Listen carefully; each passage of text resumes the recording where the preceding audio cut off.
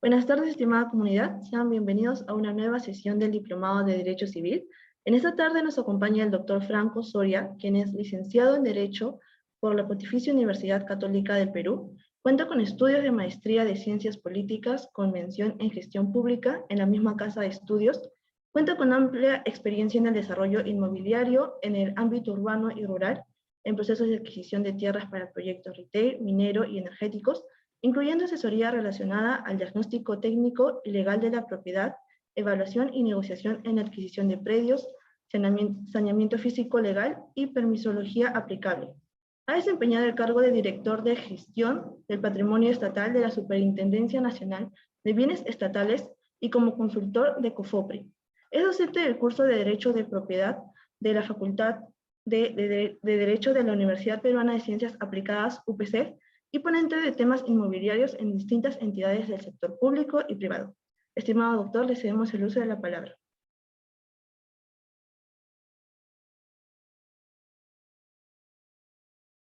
Basta. Ok, muchas gracias. Gracias por tan amable presentación.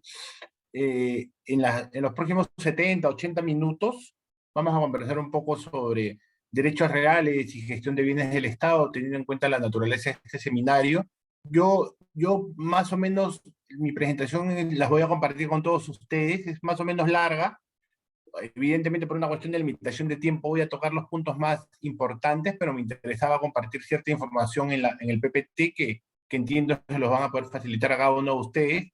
Yo lo que les propongo es más o menos conversar hasta las 7, bueno, tener una exposición hasta las 7:10 y reservar los últimos 10 minutos para resolver todas las preguntas que pudieran tener. Ello sin perjuicio de que si alguno de ustedes quisiera interrumpirme, que es la idea, para hacer algún tipo de preguntas durante la presentación, para que esto sea una conversación mucho más fluida, pues siéntanse en la completa libertad de hacerlo. No sé si todos tienen el micro habilitado, o sea, si estuviera, siéntense con la libertad de preguntar utilizando el micro, o si eso no fuera así, hacer sus preguntas en el chat o levantar la mano para poder hacer esto mucho más dinámico, ¿no? Dicho eso, efectivamente vamos a hablar hoy día sobre derechos reales sobre bienes del Estado, o enfocándolo un poco más en la gestión de la propiedad estatal, básicamente enfocar en proyectos de infraestructura, ¿no? En distintos proyectos, tanto públicos como privados, que requieren de suelo estatal. Entonces, lo primero que deberíamos hacer, creo yo, es delimitar de qué estamos hablando cuando hablamos de bienes o predios de propiedad estatal. Y sobre todo tener en claro quién lo administra, ¿no? Y de acuerdo al texto único ordenado de la ley 29151, la Superintendencia de Bienes Nacionales, SBN, Superintendencia Nacional de Bienes Estatales, perdón, es la entidad, el ente rector en la propiedad estatal. ¿Qué quiere decir que sea el ente rector? Que es la entidad que norma, que establece directivas, que establece normativa aplicable a todas las entidades del sistema. Este sistema está conformado por entidades del gobierno nacional, del gobierno regional y del gobierno local, con lo cual las normas dictadas por la SBN se aplican en principio a todas las entidades públicas, salvo excepciones que están en la ley que no se regulan por la normatividad de bienes del Estado. Por ejemplo, las empresas estatales. Las empresas estatales que están reguladas por FONAFE no entran dentro del sistema de bienes estatales. Por ejemplo, el Fondo Mi Vivienda. Y, por ejemplo, otras empresas que están reguladas por FONAFE. Por ejemplo, también Petroperú, que está fuera de FONAFE, pero que ejecuta actividad empresarial. Entonces, todas estas entidades que ejecutan actividad empresarial no forman parte de la normativa de bienes del Estado. Dicho eso, entonces, es importante tener en cuenta que la finalidad de todo el sistema es contribuir al desarrollo del país promoviendo el saneamiento de la propiedad estatal, tema fundamental al cual vamos a regresar en varios momentos en la exposición, es decir, sanear la propiedad estatal, tener bienes debidamente inscritos, con sus derechos debidamente establecidos, perfectamente identificables los bienes que acceden a registros, es una labor fundamental, ¿no? Y tan fundamental es que está dentro de las finalidades del sistema. ¿Qué busca adicionalmente el sistema? Incentivar inversión pública y privada. Y a lo largo de la exposición vamos a ver que no necesariamente esta finalidad se está cumpliendo, es decir, la gestión de bienes del Estado no necesariamente incentiva la inversión pública y menos aún la inversión privada, procurando una eficiente gestión del patrimonio inmobiliario del Estado, que es lo que nos interesa de acuerdo a su competencia. Nuevamente, al final de la exposición llegaremos a la conclusión si efectivamente al día de hoy tenemos una eficiente gestión del patrimonio inmobiliario del Estado. Yo creo que hay muchos esfuerzos importantes que se están haciendo, mucha labor destacada que se viene haciendo, pero que todavía hay mucho por mejorar para llegar a esta finalidad de una eficiente gestión del patrimonio inmobiliario. Entonces, habiendo identificado que las finalidades son tres principales: lograr el saneamiento inmobiliario y los predios del Estado. Yo creo que hay mucho por hacer ahí. Incentivar proyectos públicos y privados. Muchísimo por hacer, sobre todo en la ejecución de proyectos públicos, perdón, sobre todo en la ejecución de proyectos privados. Y una eficiente gestión del patrimonio inmobiliario del Estado.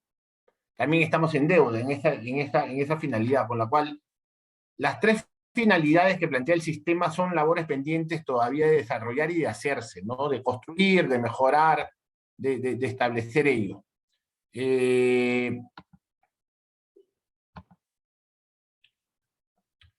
Revisando el chat, pero era un comentario para las preguntas, justamente. ¿De qué vamos a hablar? De predios de propiedad estatal, ¿no? De predios sobre los cuales pueden recaer derechos.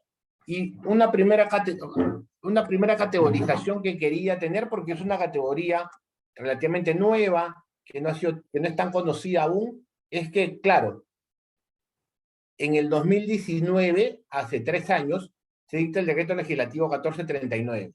Este decreto legislativo está vinculado con el Sistema Nacional de Abastecimiento, es decir, con normas de contrataciones públicas. Pero esta ley, este decreto legislativo establece una norma importante. Separa la gestión de bienes de propiedad estatal en dos tipos de gestión. Todos los predios que no tienen construcciones, predios sin construcción, siguen bajo la administración, bajo la rectoría de la Superintendencia de Bienes Nacionales.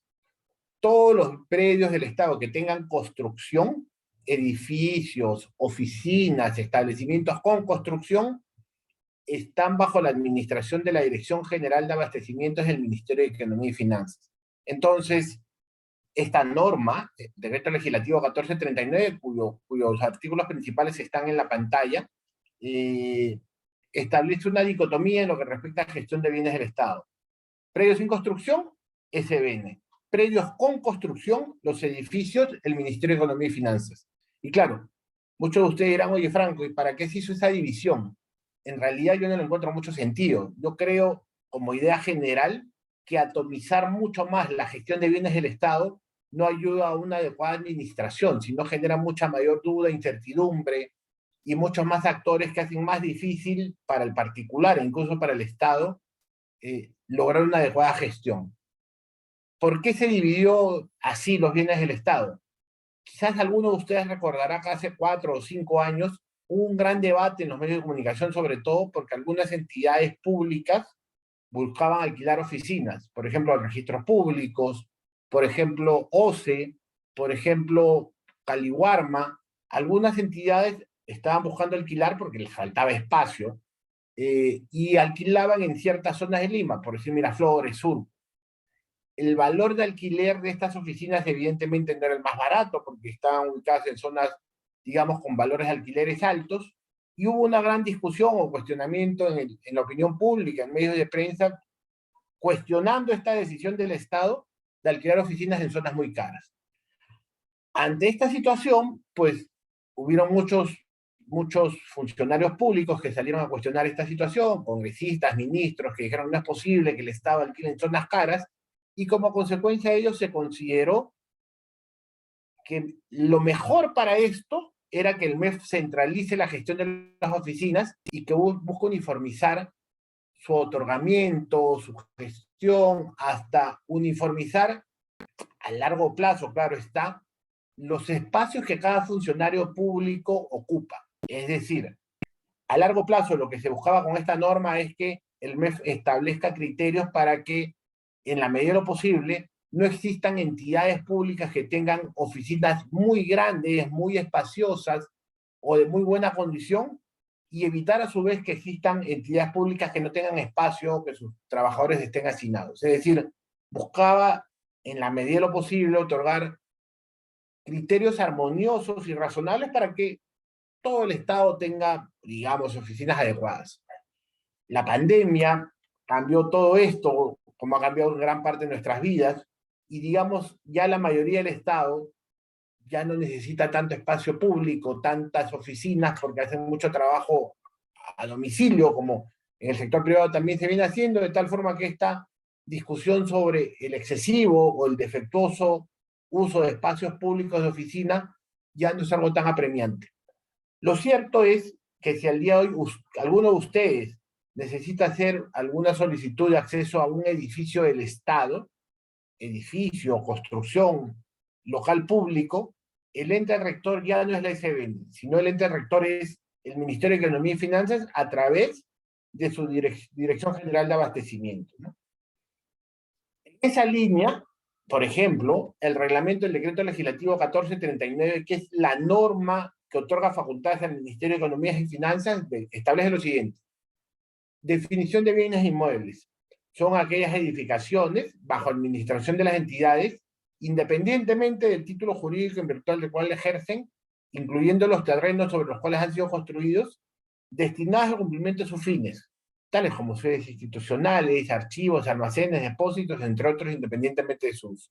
Con lo cual, el reglamento lo que dice es todos aquellos predios que tengan edificaciones están dentro del marco del decreto legislativo 1439. Y como consecuencia de ello, están bajo la rectoría, administración, supervisión, si se quiere ver también, del Ministerio de Economía y Finanzas. Entonces, esto tiene contenido práctico importante, ¿no? Si alguna entidad pública o algún particular necesita un predio estatal, lo primero que tiene que verificar es si este predio tiene construcción o no tiene construcción. En principio, si el predio tiene construcción, el ente rector es el Ministerio de Economía y Finanzas. Ante cualquier duda, ante cualquier solicitud, esta debe ser dirigida al Ministerio de Economía y Finanzas. Todos los predios del Estado sin construcción siguen estando bajo la gestión, administración, rectoría de la SBN. ¿Qué efectos prácticos tiene esta primera gran división de bienes del Estado? Varios, ¿no?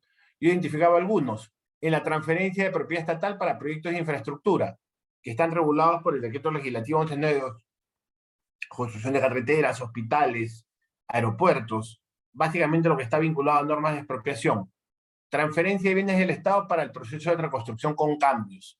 Muchos de ustedes recordarán el fenómeno del Niño Costero en el año 2017, si no me equivoco, que generó tanta destrucción en el norte del país y en muchas otras zonas también.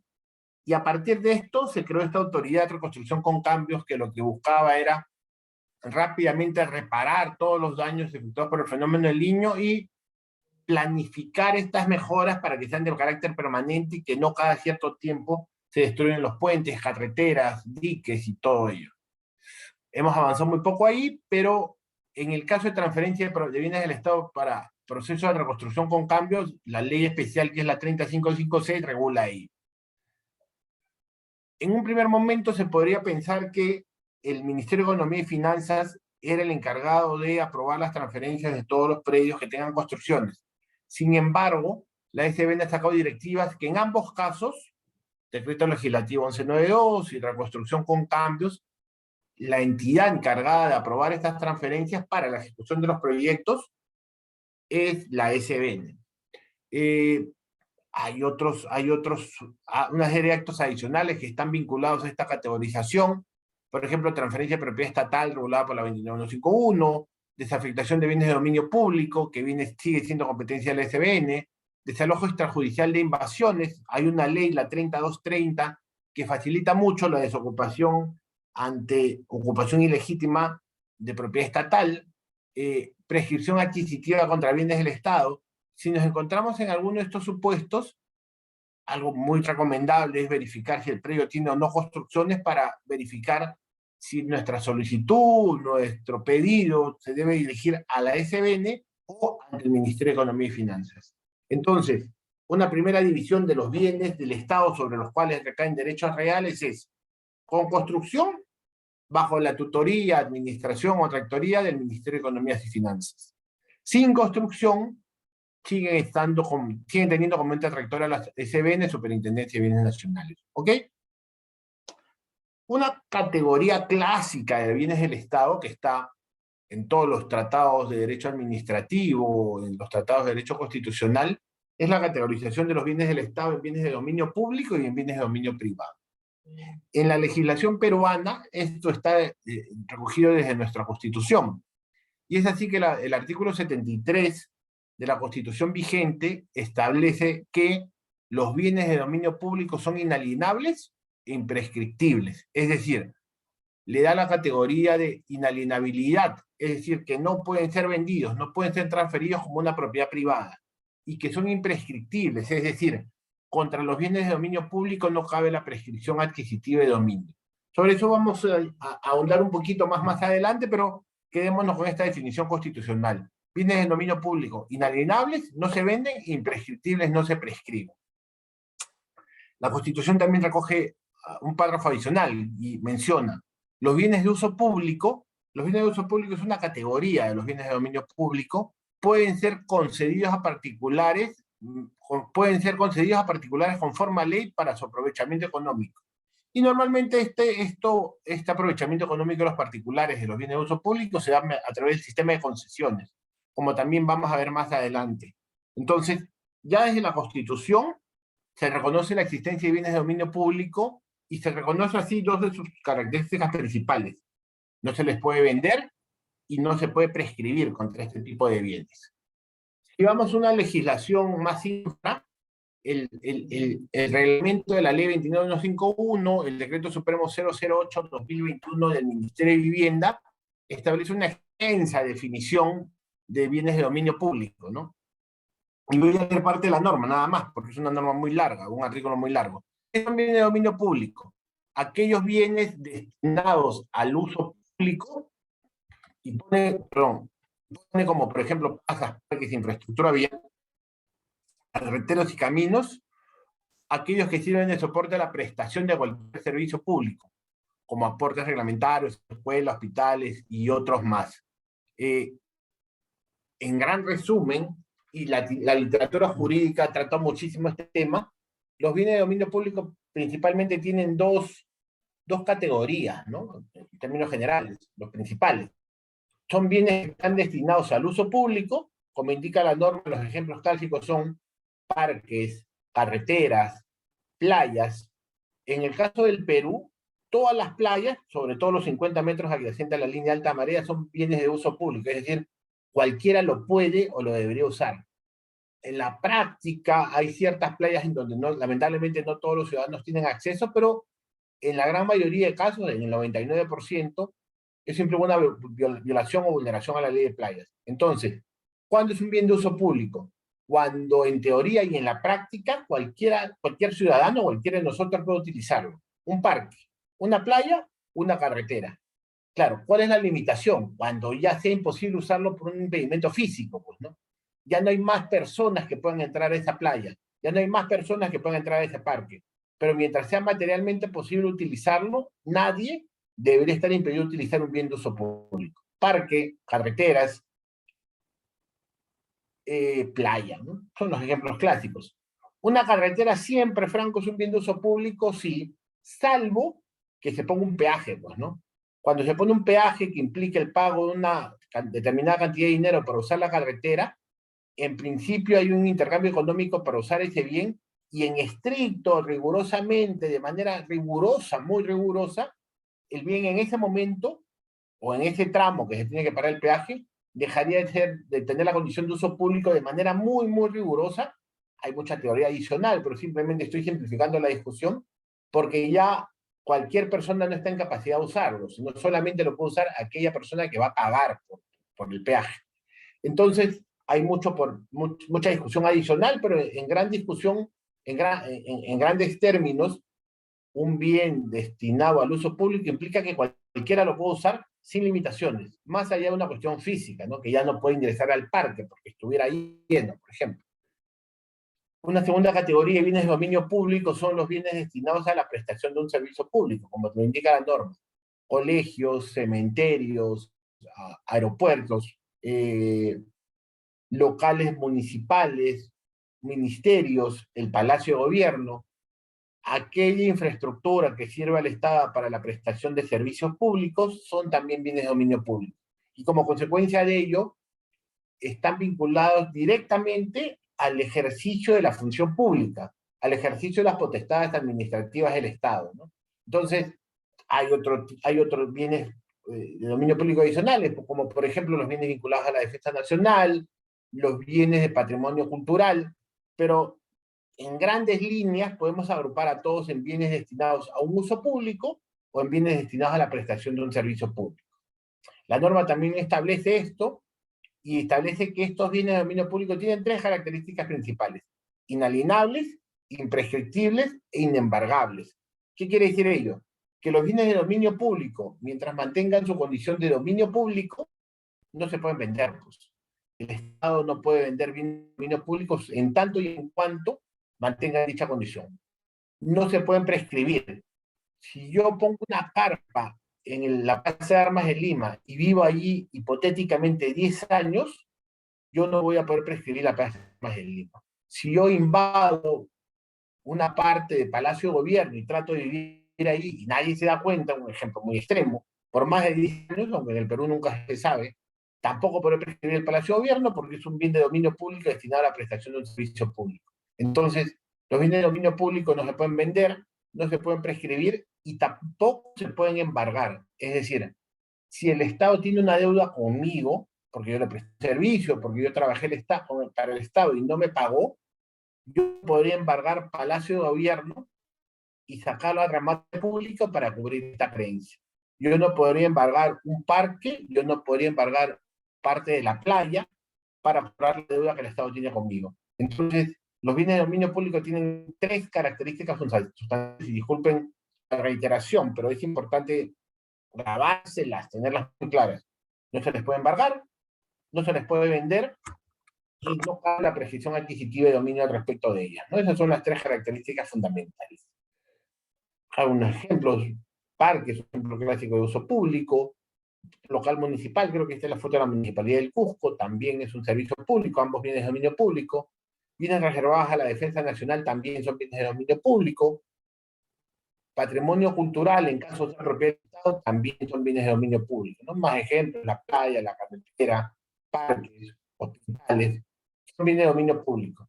Como indica la norma, y permítame regresar a ella rápidamente, con los bienes de dominio público, el Estado ejerce una potestad administrativa, reglamentaria y de tutela. ¿Qué quiere decir? Sobre los bienes de dominio público, claramente el Estado no ejerce un derecho de propiedad en los términos civiles que conocemos, ¿no? Es decir, el Estado no puede vender esos bienes. El Estado tiene limitaciones para usar y disfrutar estos bienes porque están destinados a un uso específico, que lo usen los ciudadanos, en el caso de bienes de uso público, o que sirvan para la prestación del servicio público. Entonces, en el caso de los bienes de dominio público, la titularidad que ejerce el Estado es una titularidad administrativa, reglamentaria, que está sobre todo destinada al cumplimiento de la finalidad de este tipo de bienes. No es para nada parecido, evidentemente, a la propiedad privada, que tiene otro tipo de naturaleza y características. Entonces, los bienes de dominio público es una titularidad especial que está destinada a la administración, conservación y tutela del bien, no es vinculada a la propiedad privada. Los bienes de dominio público en determinadas condiciones, y acá simplemente voy a dejar planteado el tema porque en la presentación está la norma para que la puedan revisar en caso lo estimen pertinente, pueden perder la condición de dominio público a través de un procedimiento de desafectación administrativa. ¿Qué quiere decir esto? Que si un bien era de dominio público y por determinadas condiciones dejó de serlo porque perdió su naturaleza o su condición apropiada para el uso público, para la prestación del servicio público, se le puede desafectar y como consecuencia de ello el bien deja de ser bien de dominio público. Ejemplo franco sobre esto, algunos.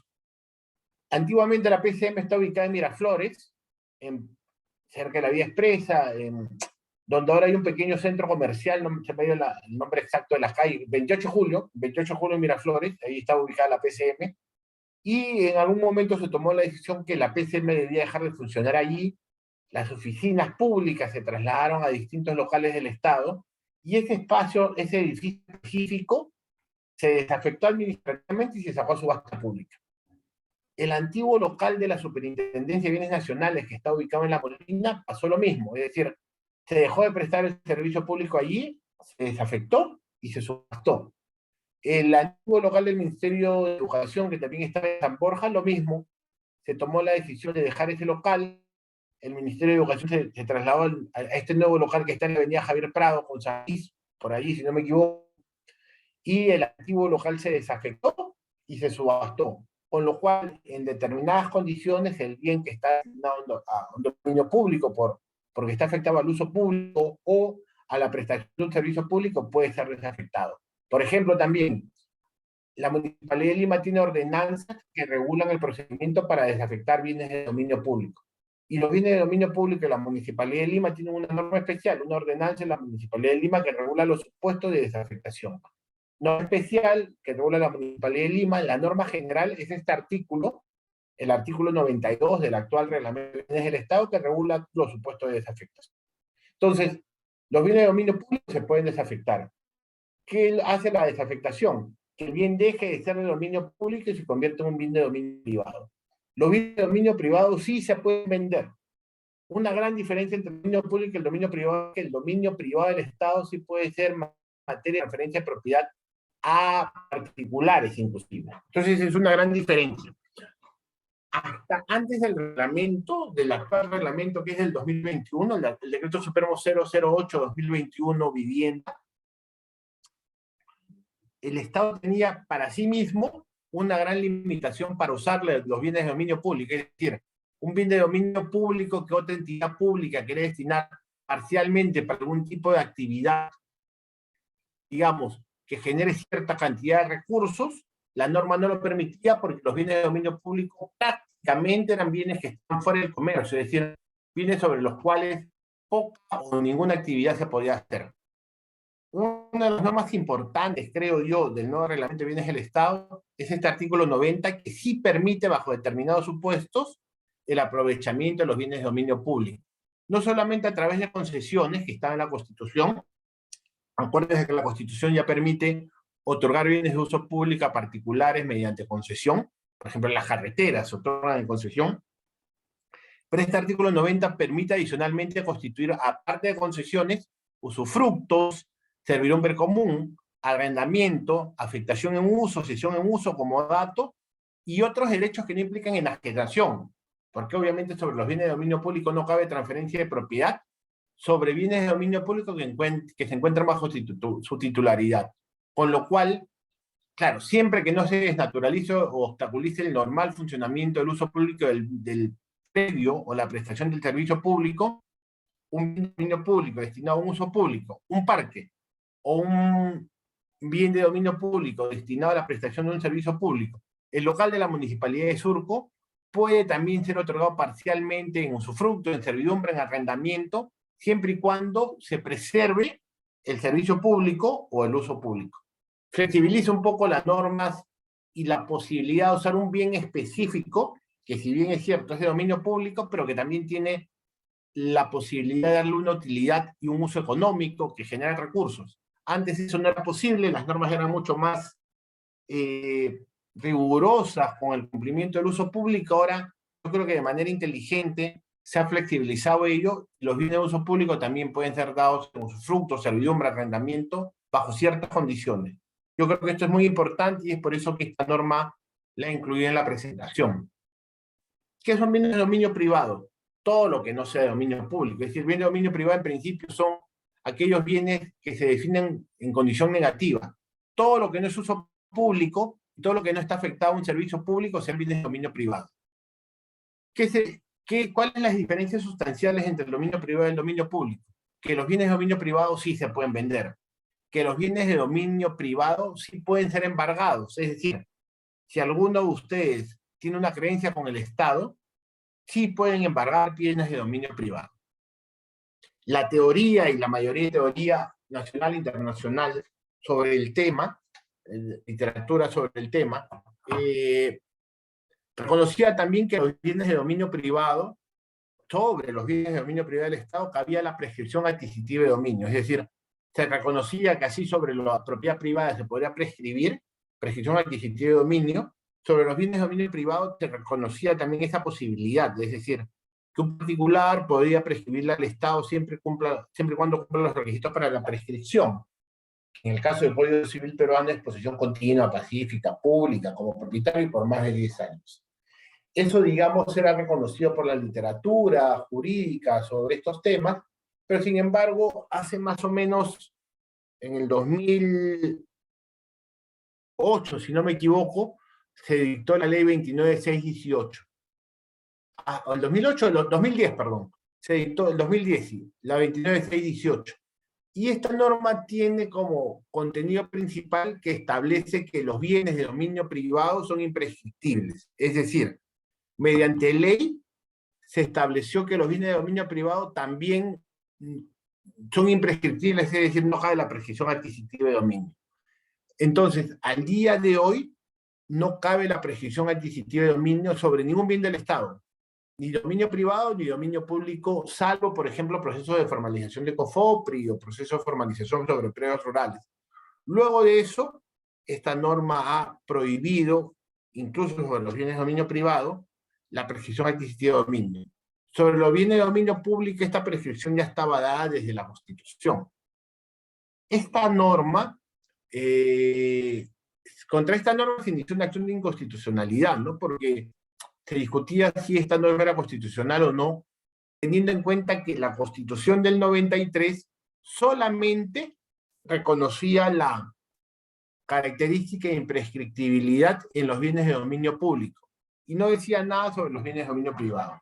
Lo cierto es que el proceso de inconstitucionalidad se dio y después de mucho tiempo, bueno, el proceso demoró como 5 años, si no me equivoco, hace un par de años salió la sentencia del Tribunal Constitucional que indicó que esta ley, la 29618, era una ley constitucional. Es decir, que no violentaba la Constitución y como consecuencia de ello, al día de hoy, esta prohibición de prescribir bienes de dominio privado del Estado sigue vigente. Solo una tingencia. Esta ley salió en 2010 y en consecuencia, si la pregunta es, ¿se puede prescribir sobre bienes de dominio privado del Estado? La respuesta es no.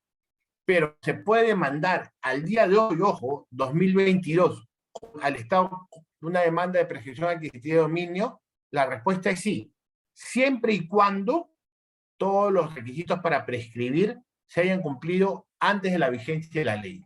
Es decir, si antes de septiembre o octubre del 2010, que creo que es la fecha de que se emitió la ley, ya se hubieran cumplido todos los requisitos para la prescripción, vuelvo a lo mismo, posesión continua, pacífica, pública, como propietarios, si todos estos requisitos ya se han cumplido antes de la promulgación de la ley o de la entrada en vigencia de la ley, pues entonces, al día de hoy, se puede demandar al Estado por prescripción adquisitiva de dominio. ¿Qué es lo que se tiene que verificar? Que el cumplimiento de los requisitos se haya dado antes de la entrada en vigencia de la ley. ¿Ok? Entonces, esta primera parte, rápida, lamentablemente por cuestiones de tiempo, que busca categorizar los bienes, creo que ya la hemos podido conversar rápidamente. Los bienes del Estado tienen una doble categorización al día de hoy, ¿no? La categorización que en la práctica más importante. Con construcción, Ministerio de Economía y Finanzas; sin construcción, SBN. Y la categoría clásica, dominio público y dominio privado. Los bienes de dominio público no se pueden vender, no se pueden prescribir, no se pueden embargar. Los bienes de dominio privado sí se pueden vender, sí se pueden prescribir. Perdón, sí se pueden vender, sí se pueden embargar, pero no se pueden prescribir por la 29618 que acabamos de ver. Hasta esta parte, no sé si alguno tiene una pregunta, les agradeceré que la pudieran ir escribiendo en el chat, o si no seguimos, y al final de la reunión podemos absolver cualquier pregunta que ustedes puedan tener. Entonces, ya hemos delimitado de qué estamos hablando, ¿no? Estamos hablando de bienes del Estado, de bienes de dominio público y dominio privado. ¿Qué bienes se pueden vender? Los bienes de dominio privado del Estado, ¿no? Y sobre esto, y es lo que vamos a conversar a continuación, la Ley 29151 establece una serie de garantías del Sistema Nacional de Bienes Estatales. ¿Qué es lo que dice? Que todo acto de disposición a favor de particulares debe ser a título oneroso y a valor comercial. Yo creo que esta garantía es importante. Esta garantía es que el Estado no debería vender por debajo del valor comercial, no debería transferir a privados a título gratuito, lo cual es razonable, y debería ser claramente un incentivo para que el Estado tenga mayor disponibilidad, sobre todo para transferir propiedad a proyectos de inversión público y privado. ¿Por qué? Claro, si el Estado va a vender a valor comercial, que es un valor similar al del mercado, no debería haber limitaciones para que en proyectos importantes, interesantes, que generen trabajo, que generen inversión, el Estado rápidamente debería transferir esos proyectos, en términos generales, ¿no? Eso en la realidad no es así. En la realidad el Estado vende muy poco, como vamos a ver más adelante. Lo cierto es que esta norma es importante porque dice el Estado debe vender a título oneroso y a valor comercial. Yo creo que es importante. Sin embargo, probablemente más es importante o a la par de importante sería que el Estado tenga en cuenta que debería flexibilizar, debería simplificar y debería ser mucho más rápido en los procedimientos en donde los privados se solicitan transferencia de propiedad para la ejecución de distintos proyectos de inversión, mineros, de hidrocarburos, de energía, de telecomunicaciones. Hay mucha demora, lentitud, en algunos casos temor del funcionario público para aprobar transferencias para este tipo de proyectos, ¿no? Yo creo que eso es equivocado.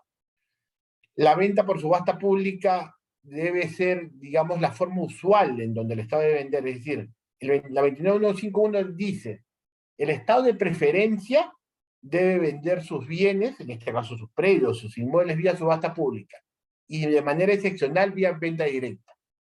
Tiene alguna lógica esta norma porque lo que en el fondo dice es, el Estado por una cuestión de transparencia debe privilegiar la subasta pública para que en ese proceso de subasta cualquier persona pueda participar y a su vez puedan generar una puja para obtener el mayor valor del inmueble. De manera excepcional y solo en ciertos casos que están establecidos en la ley y en el reglamento que lo vamos a ver a continuación, debe proceder a la venta directa. Puede ser más o menos razonable. Como vamos a ver a continuación, no es que la SBN haga masivos ni muy continuos procesos de subasta pública, con lo cual la oferta de bienes que brinda el Estado a través de la SBN para subasta pública es bastante limitada y probablemente también es muy limitada los procedimientos de venta directa que finalmente son aprobados por la SBN, ¿no? En ambos casos creo que también estamos en déficit. La norma exige también transparencia, en todos los procedimientos, lo cual es razonable y más que razonable, necesario y destacado, ¿no? Más aún en un país que está permanentemente tan atacado con la corrupción como el nuestro. La ley, como dije hace algunos minutos, establece que los procedimientos de venta directa son excepcionales. Y dentro de esta excepcionalidad, el reglamento establece 5 supuestos importantes de venta directa, ¿no? El primer supuesto, ¿no? Yo soy propietario de un predio y colindo con una propiedad estatal, pero esta propiedad estatal no tiene ningún acceso directo, es decir, probablemente el único acceso es a través de mi propiedad privada. Predio del Estado que colinda con mi propiedad, pero que el predio del Estado no tiene accesos directos, más allá de mi propiedad. En ese supuesto, en ese ejemplo, yo, que soy el propietario del predio colindante con el Estado, puedo solicitar la venta directa, ¿no? Es un supuesto que suena un poco difícil, pero que en la realidad se da con cierta frecuencia de casos, ¿no? Predio colindante y siempre y cuando el Estado, la propiedad estatal, no tenga acceso directo, ¿no? Ese supuesto se da. Un segundo supuesto para acceder a ventas directas de predio del Estado son cuando tenemos un proyecto que ha sido aprobado como de interés nacional o regional. Es decir, el Ministerio de Energía y Minas ha declarado de interés nacional un proyecto minero. En el Perú eso no se hace muchos años, ¿no? Lamentablemente el Ministerio de Energía y Minas en este gobierno y los anteriores inclusive, no ha tenido una política muy de apoyo, digamos, a los proyectos mineros. Pero en el ejemplo que estoy planteando, cualquier sectora, energía y minas, turismo, podría aprobar un proyecto de interés nacional o el gobierno regional, cualquier gobierno regional podría aprobar un proyecto de interés regional y bajo esos supuestos, la propiedad estatal necesaria para la ejecución de estos proyectos estaría en un supuesto de venta directa. Por ejemplo, ¿no? Se declara de interés nacional la ejecución de un proyecto minero ubicado en Cajamarca y para la ejecución de este proyecto minero se requieren 100 hectáreas de propiedad estatal. Esas 100 hectáreas de propiedad estatal, una vez que se ha declarado el proyecto de interés nacional por el Ministerio de Energía y Minas, automáticamente el beneficiario de este proyecto o el titular de este proyecto que ha sido declarado de interés nacional puede solicitar la venta directa de esa cantidad de terreno, 100 hectáreas, en el ejemplo hipotético que planteo. ¿Ok? Entonces, si un proyecto ha sido declarado de interés nacional o regional, toda la propiedad estatal necesaria para la ejecución del proyecto estará en un supuesto de venta directa, ¿no? Los supuestos C y D, ambos con alguna diferencia, son supuestos de regularización, es decir, si tú tienes ocupación del terreno con ciertas características antes del 2010, el Estado puede regularizar tu ocupación y venderte el terreno que tienes que ocupar. ¿Qué tienes que acreditar? En ambos casos, que la posesión sea antes de noviembre del 2010. Y la pregunta es, oye, ¿por qué noviembre del 2010? Porque en realidad noviembre del 2010 es la fecha en donde se dictó la ley 29.618, que es la ley que declara la imprescriptibilidad de los bienes de dominio privado. O sea, en verdad, la 29.618 fue dictada en noviembre del 2010. Si tú ocupas una propiedad estatal antes de noviembre del 2010, antes puedes solicitar también la venta directa. Supuesto de regularización, que lo que busca es regularizar aquella ocupación ilegítima de alguna forma sobre propiedad estatal para que se convierta en venta directa. El C y el D tienen supuestos similares con algunas diferenciaciones, evidentemente. El supuesto es, si yo colindo con un predio del Estado cuya área sea menor al lote normativo, las municipalidades establecen cuál es el lote normativo en cada distrito, pues yo podré solicitar la venta directa de ese lote normativo. Entonces, estos 5 supuestos son los únicos supuestos de venta directa que existen. Los gobiernos municipales, por ejemplo, la Ley Orgánica de Municipalidades indica que las municipalidades solamente pueden vender vía subasta pública, no pueden hacer venta directa. Con lo cual, habría que ver la normativa de cada nivel de gobierno. La Ley Orgánica de Gobiernos Regionales Municipales sí establece solo subasta pública. En las regiones no hay una norma similar, con lo cual las regiones sí pueden hacer venta directa. La Ley 29151, su reglamento, sí establece evidentemente la posibilidad de venta directa en estos casos que estamos revisando. No son supuestos muy abiertos. La interpretación que le da la SBN a estos supuestos es una interpretación muy restrictiva, teniendo en cuenta que la norma dice que se debe preferir la venta directa, la venta por subasta pública, perdón. Entonces, como se debe preferir la subasta pública, para que la SBN te venda de manera directa, tienes que acreditar de manera rigurosa, exhaustiva y con mucho sustento legal y técnico el cumplimiento de cualquiera de estos 5 supuestos establecidos en el reglamento, ¿no? En términos generales, el Estado vende muy poco. En términos generales, pensaría yo que la visión del funcionario público es para proceder a una venta directa, el cumplimiento del causal tiene que estar acreditado no al 100%, sino al 200%. Y hay una cierta sensación de que es muy difícil en la práctica lograr que el Estado te venda un predio. Difícil, lento, engorroso.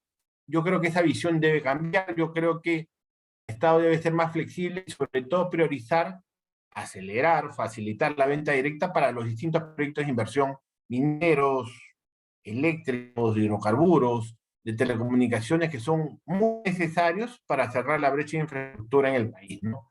Aparte de la venta directa, hay otros actos que no implican transferencia de dominio, sino implican otorgamiento de derechos que no implican transferencia de propiedad, como la afectación en uso, el usufructo, el arrendamiento, el comodato, la servidumbre, que también pueden ser aprobados por la SBN y que en términos generales tampoco no generan una gran cantidad de actos a favor de proyectos privados. En estos actos que no implican transferencia de dominio, rápidamente a mí me preocupa mucho, quería compartir con ustedes el tema de saneamiento de predios. Algunos de ustedes o muchos de ustedes que estamos en este seminario de derechos reales deben tener muy claro que en el Perú uno de los grandes problemas que tenemos para la ejecución de proyectos de infraestructura es los problemas de saneamiento de la propiedad, y que incluso la propiedad inscrita en el registro público no siempre publicitan un derecho incontrovertible, es decir, puede haber mucha controversia. Solo un ejemplo sobre esto, el plano que estoy compartiendo, que es aquí nomás, a 50 kilómetros de Lima, en San Bartolo. En este mapa ustedes pueden ver ciertas zonas en donde ni siquiera hay duplicidad registral, hay triplicidad en algunos casos o tetraplicidad, es decir, hay áreas que están inscritas a 4 propietarios distintos, todos con acceso a registros públicos, y eso evidentemente genera una gran distorsión sobre quién es el propietario con derecho ponible frente a todos, ¿no?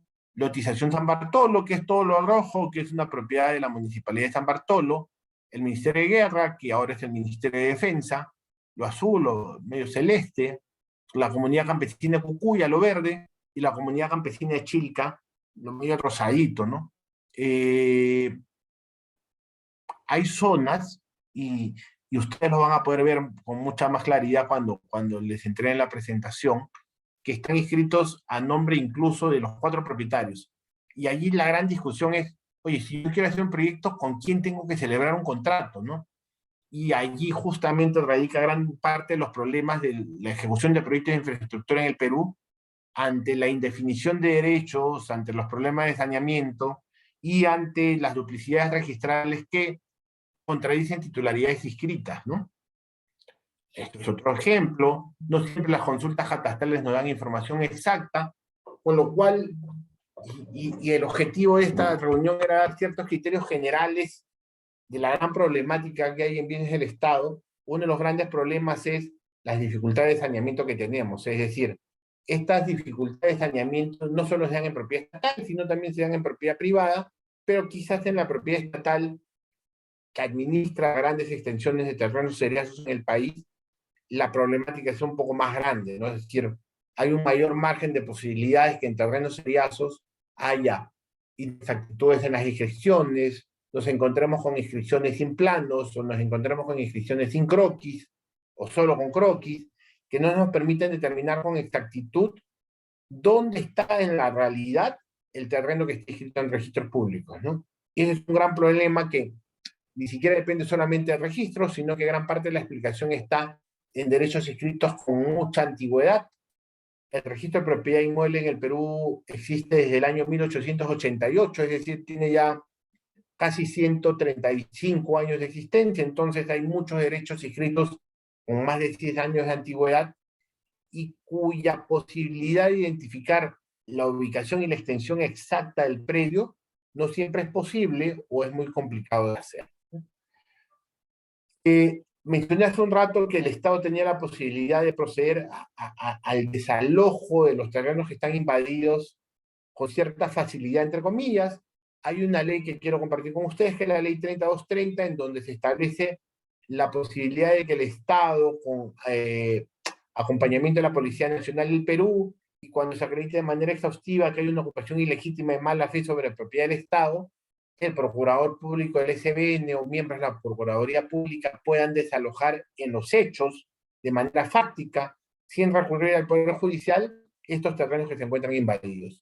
Vuelvo a lo anterior, yo creo que esta norma es muy valiosa porque permite al Estado recuperar terrenos invadidos sin necesidad de ir al Poder Judicial, lo cual significa, como todos sabemos, los que alguna vez hemos litigado, lo que hemos escuchado, que los procesos judiciales en el Perú demoran muchísimo, ¿no? Y que son un costo hundido muy alto para cualquier decisión económica.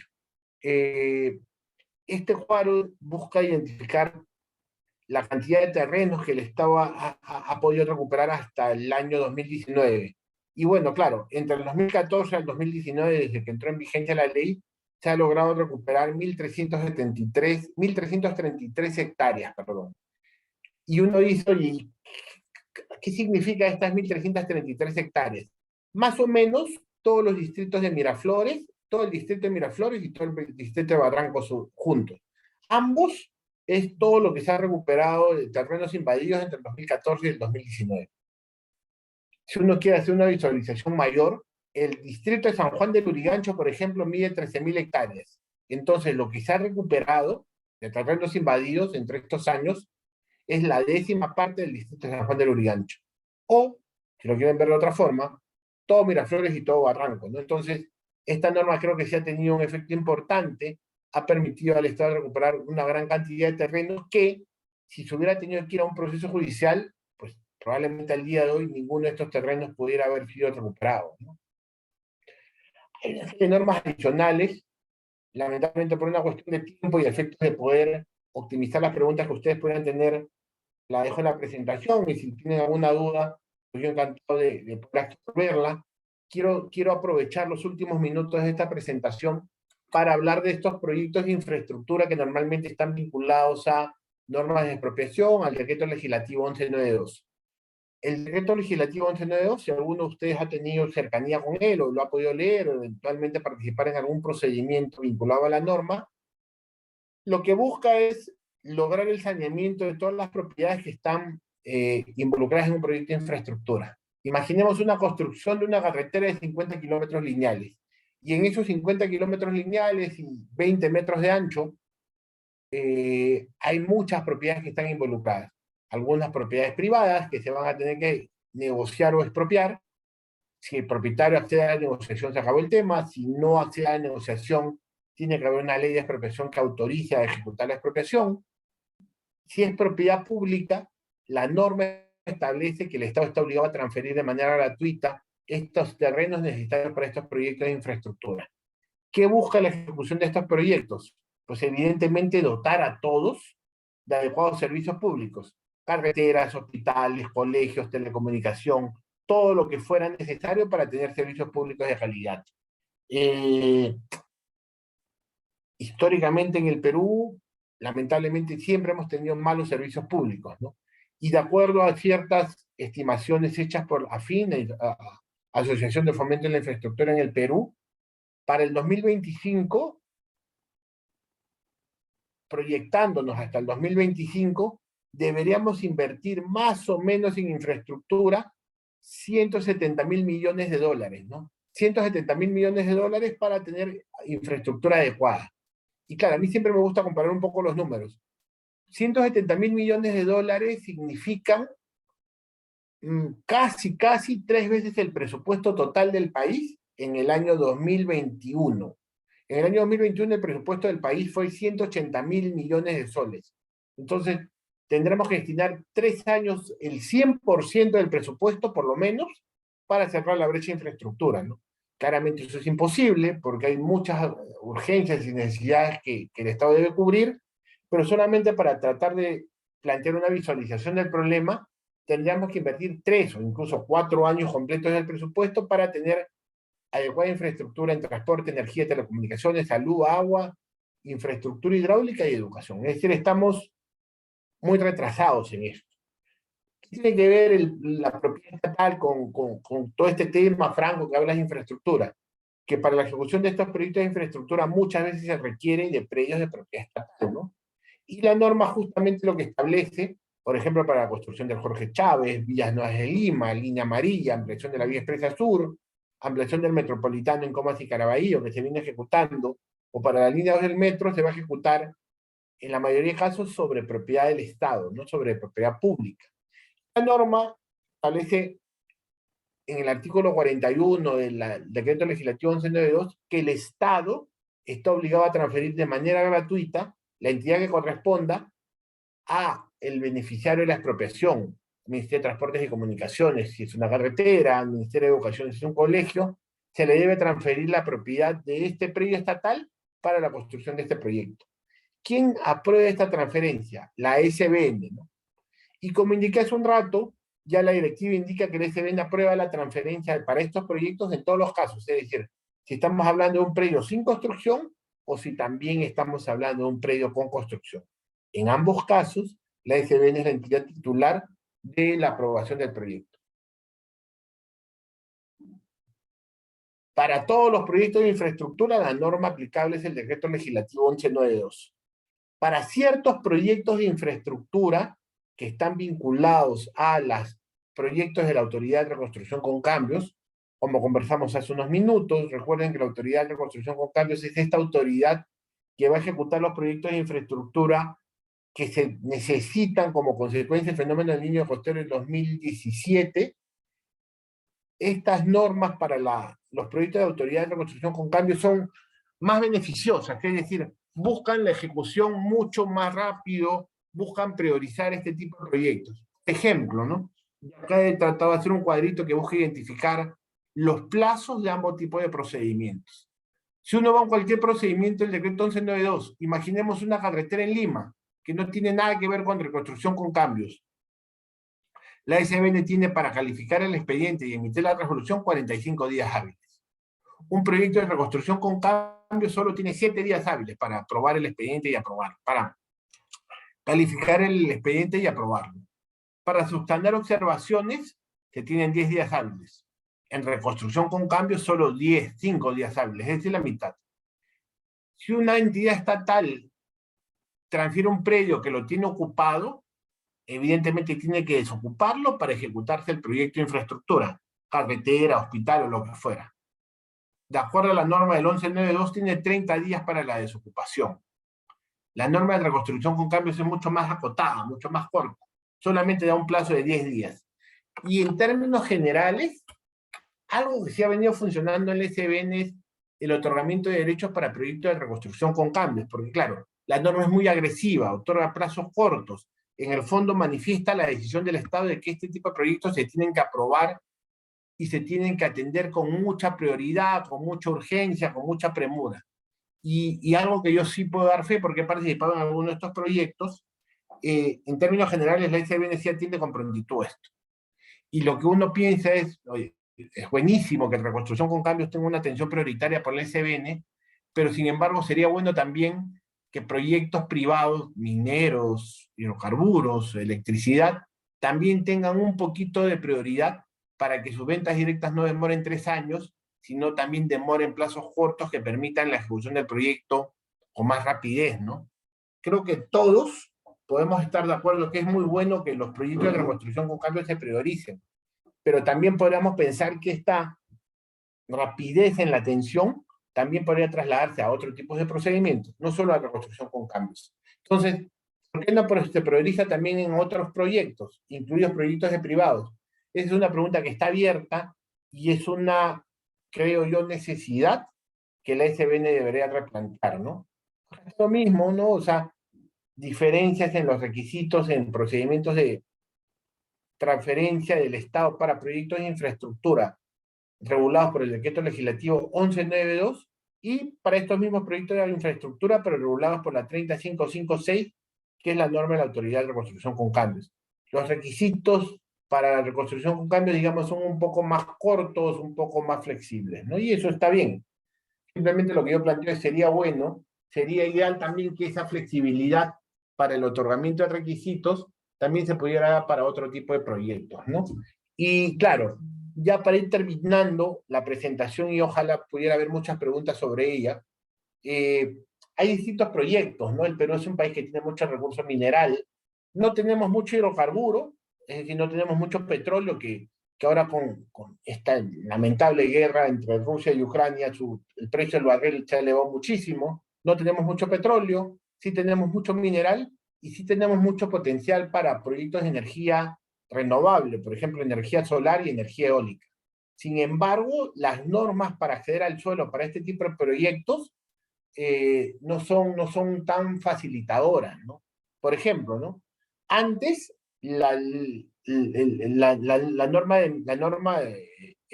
General de Minería, la antigua Ley General de Minería, establecía que el titular de una concesión minera, por tener la concesión, tenía inmediatamente el derecho a usar gratuitamente el suelo estatal. Esta norma hace muchos años se derogó y se estableció que el titular de una concesión minera tiene que obtener para la ejecución del proyecto el permiso del propietario del suelo, ¿no? Evidentemente el propietario privado con más necesidad y el propietario estatal también. De tal forma que si yo tengo una concesión minera, pero no tengo la autorización del propietario, el proyecto minero no se va a poder hacer. Hace algunos años, varios ya, la SBN tenía una causal de venta directa en donde decía, el titular de una concesión minera puede solicitar la venta directa de la propiedad estatal sobre donde está la concesión. Esa norma fue derogada, con lo cual si un proyecto minero quiere obtener la venta directa, tiene que ver si cumple alguno de los 5 requisitos que vimos antes, ¿no? Si posee el predio, si es un proyecto de interés nacional o regional, si es un predio colindante con una propiedad estatal, son supuestos muy, muy, muy acotados. Si no se cumplen ninguno de esos supuestos, no estaría en un supuesto de venta directa. Tendríamos que evaluar si eventualmente podíamos pedir un usufructo, un derecho de superficie, o un alquiler, o algún otro tipo de derechos que permita la utilización formal del suelo estatal. ¿Y por qué digo formal? Porque lamentablemente también en el Perú hay mucha minería informal, y normalmente sobre la minería informal el Estado hace poco o nada, ¿no? En temas de concesión eléctrica, a diferencia de los proyectos mineros, la ley de concesiones eléctricas sí establece que el titular de una concesión eléctrica puede obtener el uso del suelo estatal, el uso del suelo público, el uso de los predios estatales a título gratuito. Claro, esta obtención a título gratuito se da cuando ya se obtiene la concesión eléctrica, ¿no? Es decir, se tiene que obtener todo el permiso para obtener la concesión eléctrica, que suele ser un proceso bastante largo y engorroso, y una vez que se tiene la concesión, recién se puede solicitar la servidumbre eléctrica al amparo de la normativa eléctrica para la obtención de un derecho gratuito. Claro, mientras no se obtenga la concesión, no se tiene derecho al uso gratuito. Nuevamente vuelvo al anterior, se tendría que evaluar las normas sobre actos de disposición o administración de bienes del Estado para ver si esta empresa eléctrica que está en camino a la obtención de una concesión puede obtener otro tipo de derechos, ¿no? Venta directa, usufructo, servidumbre, lo que fuera. Con lo cual, en el fondo, en el caso de concesiones eléctricas, sí se otorga un derecho gratuito, no oneroso, gratuito, siempre y cuando ya se tenga la concesión. En el caso de la explotación de hidrocarburos, también la norma prevé que el titular de un contrato de explotación y exploración de hidrocarburos puede obtener el uso del terreno a título gratuito, siempre y cuando el Estado no tenga ningún proyecto sobre la zona, ¿no? Con lo cual, minería no es gratuito, concesiones eléctricas sí puede ser gratuito, hidrocarburos también puede ser gratuito. Telecomunicaciones, ¿no? Claro, con la pandemia, una de las cosas que se ha desarrollado mucho es el uso de la necesidad fundamental del uso de Internet, ¿no? Nuestros hijos, en el caso de las personas que tenemos hijos, ya están asistiendo al colegio.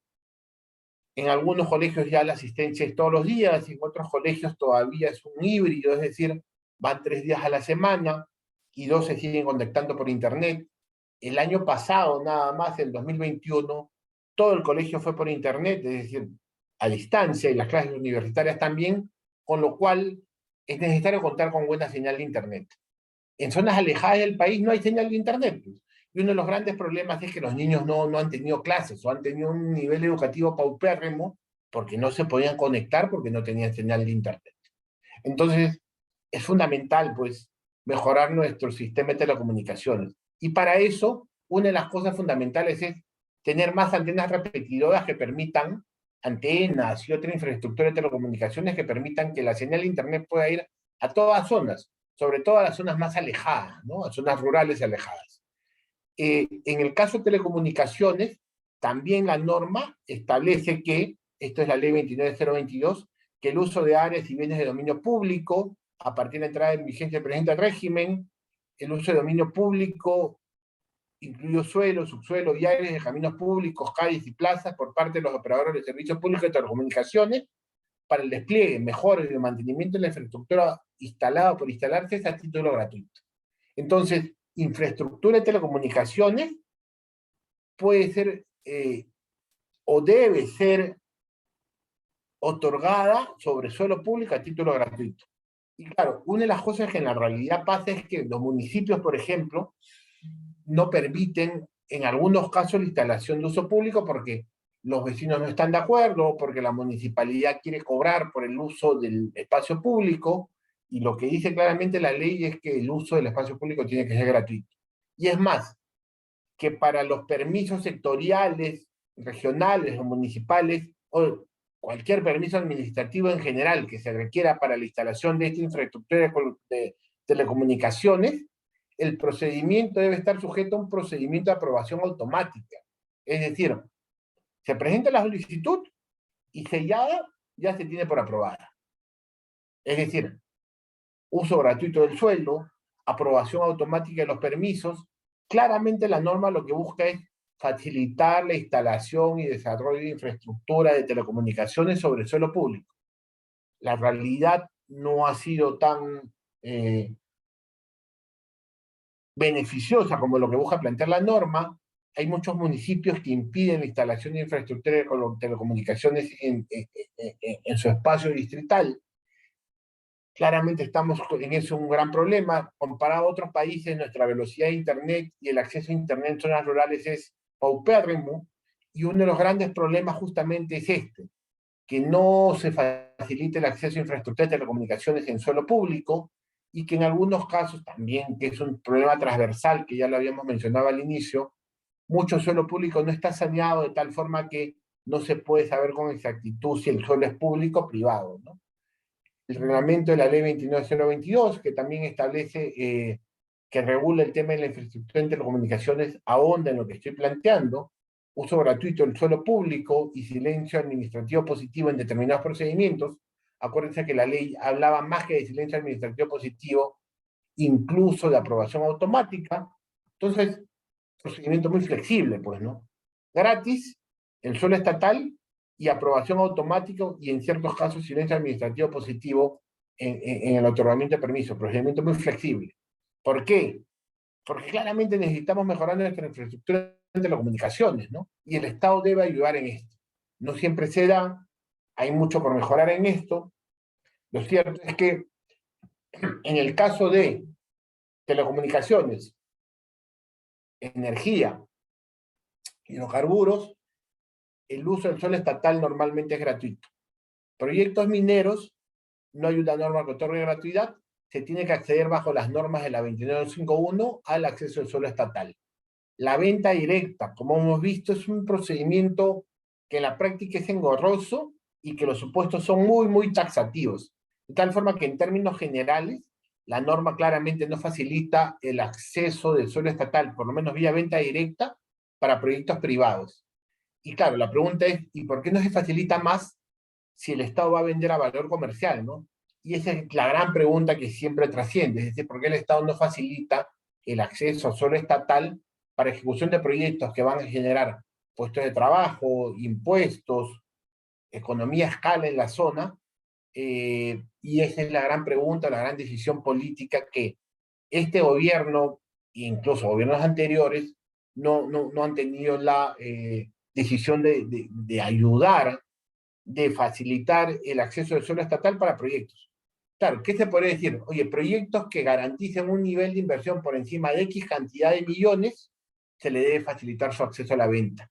Me queda claro que no todo se mide en dinero, me queda claro que hay una serie de cuestiones adicionales, evidentemente cuidado del medio ambiente, cuidado de los recursos naturales que se deben tener, pero en términos generales se debe facilitar, creo yo, el acceso al suelo estatal para proyectos de inversión pública y sobre todo privadas, ¿no? Algunas ideas finales: es fundamental mejorar el tema de saneamiento de predios. Al día de hoy, las expropiaciones para distintos proyectos de infraestructura son ejecutadas cada uno por un distinto ministerio, ¿no? En temas de educación, evidentemente, lo del Ministerio de Educación; en carreteras lo ve el MTC; en el caso de aeropuertos, en el caso de carreteras lo ve Provías, y así sucesivamente. Lo que se discute, o se ha discutido en algunas ocasiones, y yo creo que es importante, es: ¿sigue valiendo la pena que muchas entidades vean esto, o valdría la pena que se centralice en una sola entidad muy especializada, con un cuerpo legal y técnico de primera, que busque facilitar la ejecución de estos proyectos de infraestructura a través de la expropiación de manera muy rápida, ¿no? Yo creo que eso es un tema a discutir. En el Perú, cuando un proyecto depende de varias entidades, la SBN tiene que coordinar con algún ministerio, con algún municipio. Este intercambio de información o de coordinación entre distintas entidades públicas normalmente no fluye. Eso es algo que deberíamos solucionar. En el caso de los desalojos, como mencionamos muy rápidamente, en el caso de bienes estatales, esta ley 3230 permite al Estado ejecutar desalojos de manera extrajudicial, lo cual es muy bueno porque ha permitido al Estado recuperar grandes extensiones de terreno sin tener que recurrir al Poder Judicial. Algunos apuntes más que yo he puesto, ¿no? Este tema de las garantías de que el terreno estatal se venda a título oneroso y a valor comercial, yo creo que es importante, pero a la par de que es importante que el Estado no regale sus predios, debe existir una efectiva voluntad de que los proyectos privados también sean priorizados, ¿no? Se ha priorizado muy bien todos los proyectos de reconstrucción con cambios, yo creo que los proyectos privados también deberían tener un nivel de priorización similar, un poquito cercano siquiera, porque de nada vale decir, oye, el Estado va a vender a valor comercial si al Estado lo que vende es muy poco al final. O sea, no hay ningún efecto. El tema del saneamiento es fundamental. Hay que discutir lo mismo, ¿no? O sea, así como hace un rato planteé, vale la pena discutir si una sola entidad debe centralizar el tema de expropiación, también habría que ver cómo centralizamos la gestión de competencias sobre propiedad estatal, porque hay muchas entidades que ven cosas parecidas, ¿no? El Ministerio de Economía y Finanzas, que administra los edificios del Estado. Hay una entidad que se llama Pronavi, que es la entidad encargada de administrar los bienes incautados, o sea, a las personas que las sentencian por actos de corrupción o lo que fuera, y que se le incauta bienes, estos bienes que pasan a ser propiedad del Estado por incautación, no los administra la SBN, sino los administra Pronavi, que básicamente tiene por función administrar este bien y luego subastarlo. Yo creo que no tiene mucho sentido que exista Pronavi cuando ese bien podría administrar esto. El Ministerio de Defensa administra muchos predios, probablemente son de los propietarios más grandes del Estado, extensiones muy grandes del territorio están destinados a la defensa nacional, el Ministerio de Agricultura otro tanto, el Ministerio de Educación también administra una cantidad importante de predios que en su momento fueron aportes para educación.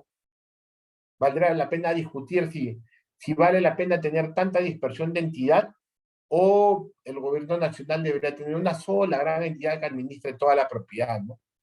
Ya para cerrar la presentación y estar muy atento a sus preguntas, personalmente yo creo que el proceso de centralización, en el caso de bienes del Estado, se ha transferido competencias a algunas regiones, Tumbes, Arequipa, Callao, San Martín, Ucayali y otras más, lo cual significa que, por ejemplo, si alguno de ustedes quiere hacer una venta directa en algún terreno ubicado en Tumbes, Arequipa, Callao, San Martín o Ucayali, no la tendrá que hacer ante el SBN, sino la tendrá que hacer ante el gobierno regional. Yo creo que esto funcionó muy mal. Yo creo que los gobiernos regionales lamentablemente han desarrollado poca capacidad para administrar la propiedad estatal y me queda claro que no podemos retroceder en la regionalización porque es una decisión política ya de Estado, pero deberíamos ver la forma de mejorar la gestión de los gobiernos regionales en general. Así hay otros temas más que están planteados como una agenda fundamental para mejorar la gestión de bienes del Estado. El Estado en el Perú es el propietario más grande. Claro, hay algunos estudios que dicen que las comunidades campesinas tienen más propiedad que el Estado, ¿no? De tal forma que hay dos grandes propietarios en el Perú, comunidades campesinas y el Estado. Y en todo caso, siendo el Estado un propietario tanta extensión de territorio y mucho de este territorio es necesario para distintos proyectos, tanto públicos como privados, el otorgamiento de derechos reales sobre esta extensión tan grande tiene que ser más dinámico, tiene que incentivar la ejecución de proyectos y tiene que tener una mirada de los proyectos privados mucho más amigable, entendiendo que los proyectos privados generan inversión en la zona, pago de impuestos y la posibilidad de generar economías de escala. Está claro también que no todos los proyectos privados son adecuados, se ejecutan bien. En los últimos años pensaré yo que los proyectos mineros normales sí tienen un elevado cuidado por el medio ambiente, probablemente hace muchísimos años no era así, pero en términos generales la riqueza se genera por proyectos de inversión privada más que públicos, y bajo esa mirada, que obviamente es la mirada mía, probablemente algunos tienen una mirada muy distinta en el tema, yo pensaría que el Estado tiene que ser mucho más dinámico en aprobar transferencias de propiedades, usufructos, servidores o alquileres que permitan la ejecución de proyectos privados. Hay muchos proyectos privados que en el tiempo no se han logrado ejecutar porque el Estado ha demorado mucho en el otorgamiento de derechos. Entonces, eso es un tema por mejorar, eso es un tema fundamental para el otorgamiento de derechos reales sobre propiedad del Estado, sobre bienes de dominio privado del Estado, porque acuérdense que sobre bienes de dominio público, en principio, salvo ciertas excepciones, no se puede otorgar transferencia de propiedad. Bienes de dominio público no se pueden transferir, pero sí se pueden otorgar otros tipos de derechos como arrendamiento, usufructo. Entonces, hay que priorizar esto, ¿no? Hay que priorizar la gestión adecuada sobre bienes del Estado para, en el fondo, promover la ejecución de proyectos de inversión. Me queda claro que esto es una visión muy peculiar que yo tengo del tema, algunos de ustedes podrían no compartirla, pero yo creo que una de las mejores formas de seguir luchando contra la corrupción y sobre todo contra la pobreza y para mejorar la infraestructura mala que tenemos en términos generales, que yo ya he podido cuantificar en la gráfica que les he compartido. El Estado es un actor muy importante y el otorgamiento de derechos sobre predios del Estado para proyectos de infraestructura es también fundamental. Dicho eso, y estando ya cerca de las 7:20, que me dijeron que era la hora en donde se tenía que concluir esta presentación, yo les agradezco a todos por su asistencia, por haberme permitido hablar estos casi 80 minutos, y les pediría por favor a todos que en caso tuvieran alguna pregunta, eventualmente algún caso concreto que hayan visto sobre el propiedad del Estado y que tengan alguna consulta, pues estoy ya no a poder contestar en los siguientes minutos. Muchísimas gracias. Muchísimas gracias, estimado doctor, por su ponencia el día de hoy. Y bueno, sí, acá hay una pregunta. Hacerles recordar a nuestros participantes, quizá quieren realizar una pregunta de manera oral, pueden levantar la mano también. Aquí Fiorella Pachas pregunta, ¿quién tiene la propiedad sobre los colegios o universidades públicas? En estos casos, si sucede algún tipo de responsabilidad, por ejemplo, por un accidente donde resulte afectado el alumno o alumna, ¿quién responde? ¿Sobre quién recae la responsabilidad? Claro, en el caso de las universidades y colegios hay que ir al caso concreto, ¿no? Uno de los problemas que mencioné en la gestión de bienes del Estado es la atomización, es decir, que hay muchas entidades y muchos propietarios. Yo he visto casos en donde las universidades son propietarios de sus terrenos o de sus ciudades universitarias. Por ejemplo, San Marcos es propietaria de la ciudad universitaria. Hay otros casos de universidades públicas en donde tienen derecho de afectación en uso, y en este caso obviamente voy a limitar el análisis a universidades públicas y a colegios públicos. En el caso de colegios lo mismo, hay algunas grandes unidades escolares cuyos colegios son propietarios del inmueble y hay otros casos que es el Ministerio de Educación, con lo cual la situación es variada, ¿no? Habría que verificar la situación del caso en concreto. ¿Quién es el responsable si en la instalación ha habido un accidente? Pues es una pregunta más compleja y habría que revisar si el accidente en concreto se produjo por una mala gestión, mal funcionamiento, un mal mantenimiento de la instalación. Si así fuera el caso, claro, habría que ver quién es el propietario del inmueble, pero vuelvo a lo mismo.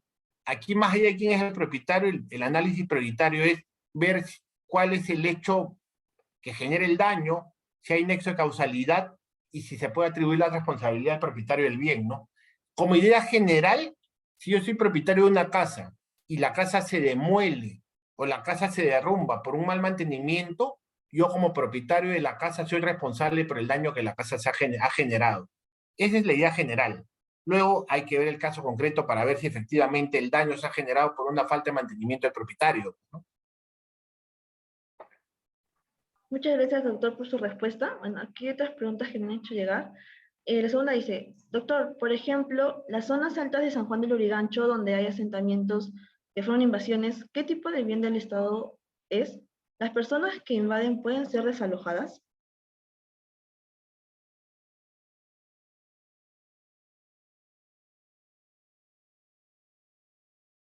Doctor, su micro está apagado. Perdón. Es una buena pregunta, no todo San Juan de Lurigancho, yo conozco un poco la situación allí porque hace muchos años trabajé en COFOPRI. En San Juan de Lurigancho hay mucha comunidad campesina, con lo cual no necesariamente las zonas altas son de propiedad del Estado, sino pueden ser propiedad de comunidades campesinas. ¿Ok? Si fueran propiedad de comunidades campesinas, claro, no estamos hablando de un bien del Estado. Si fueran propiedad del Estado, en ambos casos, sea comunidad campesina o sea propiedad del Estado, la entidad encargada de formalizar es COFOPRI, ¿no? COFOPRI es el organismo encargado de formalizar ocupaciones de vivienda o asentamientos humanos ubicados en propiedad pública e incluso en comunidades campesinas, es decir, la norma de COFOPRI le permite incluso titular en comunidades campesinas, con lo cual en principio COFOPRI podría titular.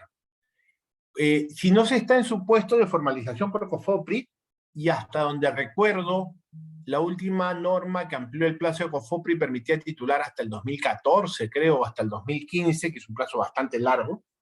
Si la ocupación no está dentro de estos años, hasta el 2014, hasta el 2015, efectivamente, al amparo de la norma que mencioné, la 3230, el Estado podría proceder al desalojo, ¿no? En la práctica, más allá de la norma, yo he visto pocos casos en donde el Estado ha procedido a desalojar ocupaciones de vivienda. Han habido algunos, ¿ah? O sea, si uno recuerda, en los noticieros sí han habido casos en donde el Estado ha procedido a desalojar, por ejemplo, la zona alta de Villa El Salvador, en los cerros, que era sobre todo por una cuestión, hasta donde recuerdo, de que era una zona de riesgo, ¿no? Y que ahí no podían asentarse. En el Morro Solar también había invasiones que una parte se desalojó y otra no tanto, con lo cual, nuevamente, vamos al caso concreto, ¿no? La norma en general permite desalojar. ¿Quién titula asentamientos humanos? Jofopri, pues, ¿no? Muchas gracias, doctor, por su respuesta. Una tercera pregunta es, con respecto a las playas, ¿qué acciones puede tomar el ciudadano que no se le permite entrar a una playa porque dicen que es privada? Claro, esa es una buena pregunta, ¿no? Como digo, el 99% de playas son playas de acceso, son playas públicas, ¿no? Probablemente hay unos muy pocos casos muy específicos de playas muy antiguos, con derechos muy antiguos, que eventualmente podrían considerarse privadas, pero son casi la excepción. Dicho eso, la ley de playa lo que establece es que cada 100, no recuerdo exactamente ahorita, pero creo que son cada 500 metros o cada 1000 metros tiene que haber acceso hasta la playa y que las municipalidades distritales deben garantizar eso.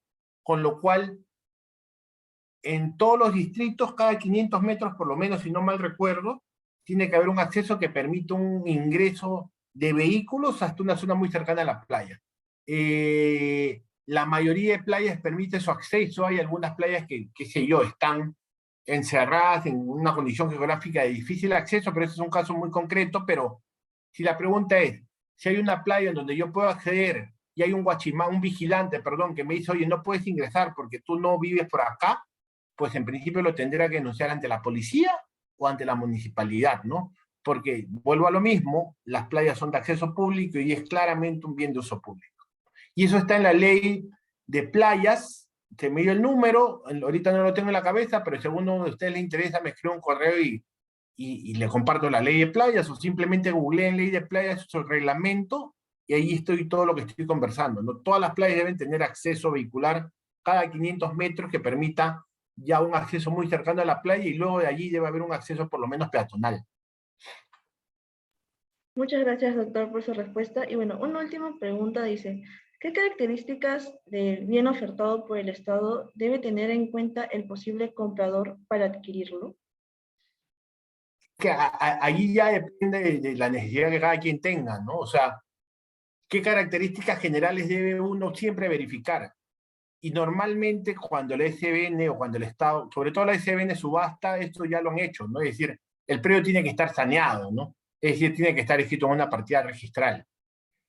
Y se debería entender saneado, no solo inscrito, sino sin problemas de duplicidades, ¿no? Normalmente el SBN verifica eso, ¿no? ¿Vale la pena hacer una verificación adicional? Sí.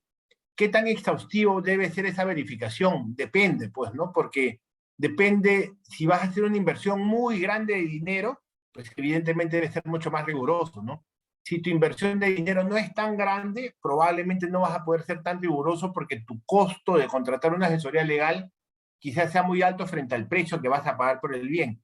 Con lo cual, lo mínimo que se debe verificar es que el precio esté inscrito a la SBN, que no tenga cargas o gravámenes.